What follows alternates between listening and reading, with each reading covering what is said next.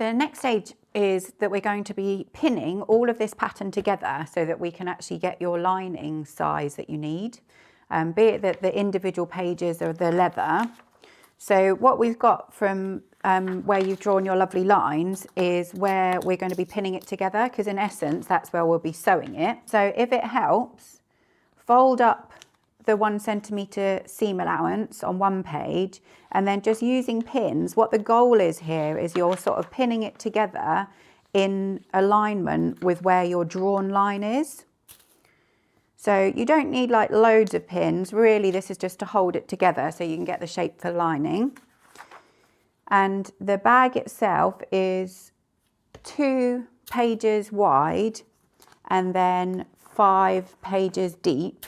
So in total, that's the 10 that we needed. And if any of you don't have pins, you could always just use sellotape or some kind of double-sided tape or something just to hold it together.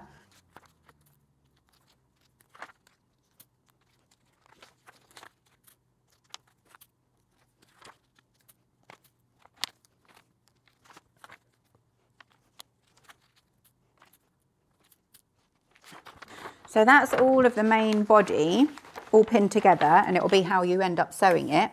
And then with the facings, what I want you to do is just pin together that narrower bit there, again lining it up with the drawn line. This will be again where we're sewing the top edge of your bag together. But what I want you to do here is where that line is, I want you to actually fold it down. So we're folding it exactly on your lovely drawn line all the way along. And then where you have the 1 centimetre seam allowance on that bottom edge of the facing, we're just going to fold it up.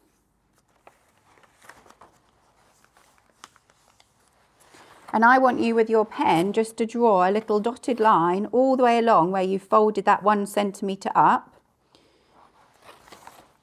And this is going to be where we end up cutting the lining, because the facing of the bag dips down inside the inside of the bag. So you've got this lovely leather edge here, and then the lining will join from this point down.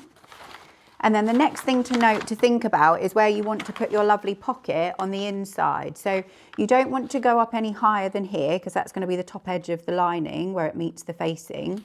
So I would say probably about 2.5, 3 centimetres down from that dotted line, draw yourself a little point.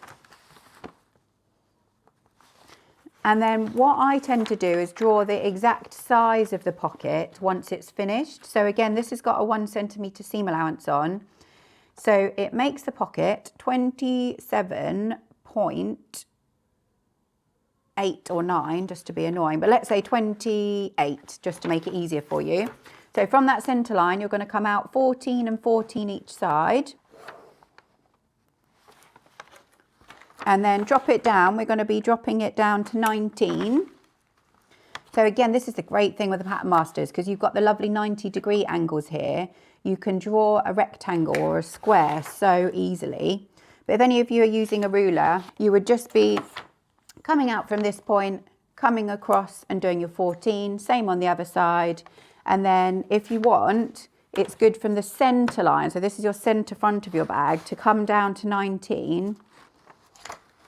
And then come out from that point to the 14. So that should give you a nice box shape, and just double check that this is still 19 as well. So once that's all drawn in, that shows us where your lovely pocket placement's going to go. And then what we do with your lining is it's not going to be this full gigantic piece. We've actually going to have a seam that comes dead centre through the middle of this one. So right at the bottom edge, what I want you to do is find exact the midway point of this rectangle here. So it's 9.5, and draw yourself a line right through the middle. So similar to how we did the facing right at the beginning. And then what I want you to do again is more folding. So we're going to fold it right on that line. So we've got indications now of where your lining needs to be cut. The dotted line is the top edge of the lining. Again, fold it right on that point.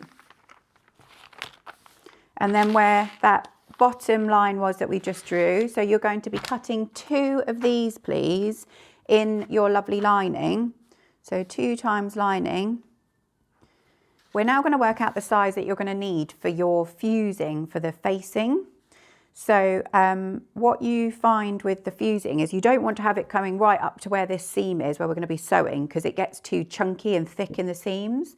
So what I tend to do is mount it about 12 millimeters smaller than the outer edge of the leather. So what it will do is kind of sit a couple of millimeters away from the sewn line. So we're just going to go back over that line. So from the edge, measure up 12 mils and do a few points with that. So we're going to be reducing every edge, all 4 edges.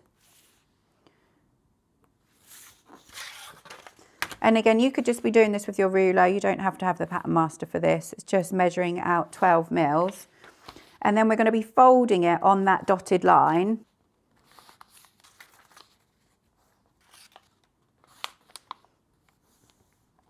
So you end up with this lovely, much smaller rectangle, and we're going to be cutting 4 of these, please, in the fusing. Now, if anyone doesn't have fusing, what I've done before is actually used like a kind of cotton or something and copy-dexed it onto the back of the leather so it reinforces it. The fusing that we've got is an iron-on one, but it's always good to think about ways to improvise if you don't have fusing.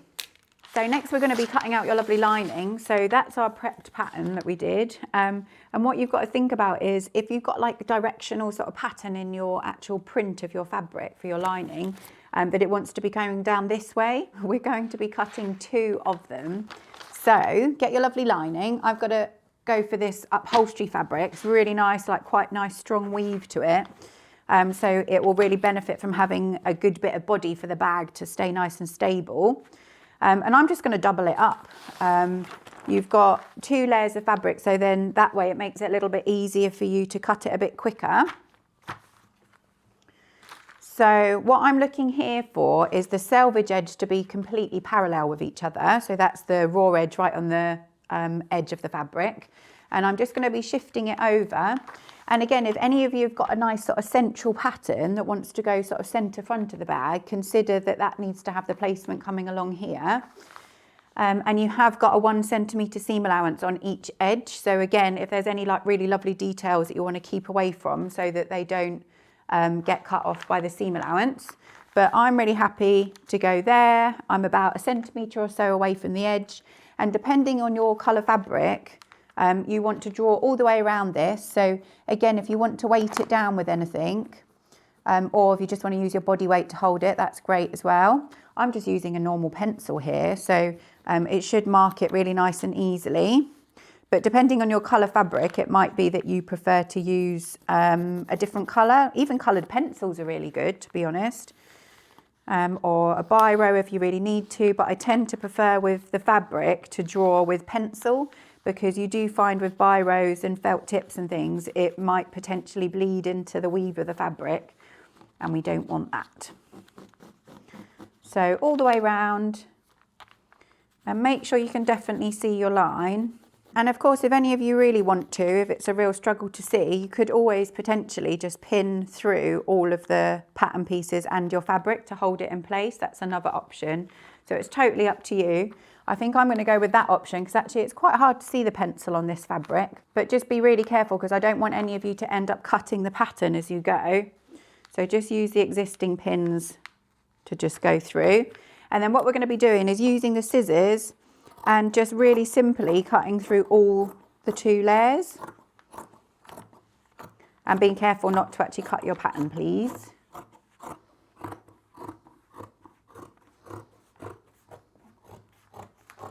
So we're now going to talk about the fusing. So the fusing is that lovely iron-on interfacing. So we've got our lovely prepped pattern, haven't we, that we did earlier. So I'm going to be placing it on. Now you can either go along the straight grain this way or this way, just never go across the grain because that's the bias, which is really stretchy. And you want to also consider that with your lining fabric. Never go across the bias because it's always so stretchy. You want your bag to be as strong as possible, not as stretchy as possible. So I'm going to come all the way along, again using my nice pencil to draw it. And we're going to be cutting 4 of these.